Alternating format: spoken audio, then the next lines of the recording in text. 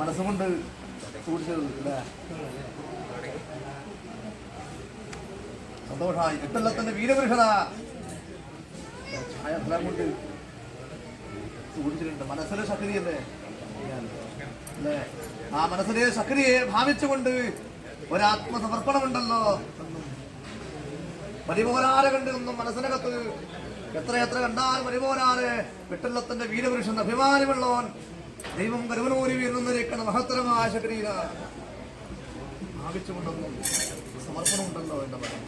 അതുകൊണ്ട് ഈ എന്റെ മനസ്സിന്റെ സുഖഫലം എനിക്ക് ഏൽപ്പിക്കുവാൻ പറ്റുമെന്നാണ് ഒരേ ഞാനത് സ്വീകരിക്കുന്നോ. അതാണ് വന്ദന അല്ലേ? അറിയാതെ എന്തെങ്കിലും പിഴവ് വന്നുപോയിട്ടുണ്ടെങ്കിൽ എന്റെ ദൈവം പുറക്കണം എന്ന പ്രാർത്ഥന. അത് മതി. അത് തന്നെയാണ് വലിയ സമർപ്പണം. അത് തന്നെയാണ്. സ്വീകരിച്ചു.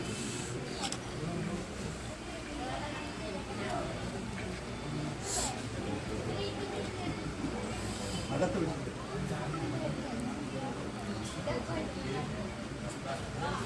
അതോളം മൂല്യമുണ്ട.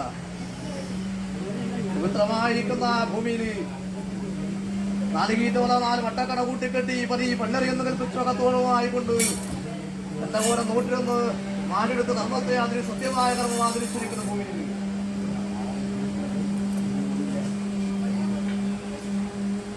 ഉപരിയായ ഫലം എന്റെ മനസ്സംഭരിക്കുന്ന ക്ഷേത്രഫലത്തിനകത്തുണ്ട്. മധുരം ജീവൻ അതിമധുരമായി കൊണ്ട് ജീവിതം കൊണ്ട് സഞ്ചരിക്കേണ്ടതായിരിക്കണം. നാട്ടിയും ഒരു നിലയിലും യാതൊരു പ്രതിസന്ധി ഘട്ടത്തിലും അകപ്പെടുത്താതെ കണ്ട് സന്ധ്യഘട്ടത്തേലും തീർത്ത് സംരക്ഷിക്കുവാനൊക്കെ കൊണ്ട് ഞാനെന്ന കരുത്തനായ സാരഥി എന്റെ ജീവിതത്തിലുടനീളം രഥം പിടിച്ച് വെടഞ്ഞാനും പിടിച്ചുകൊണ്ടുണ്ട്.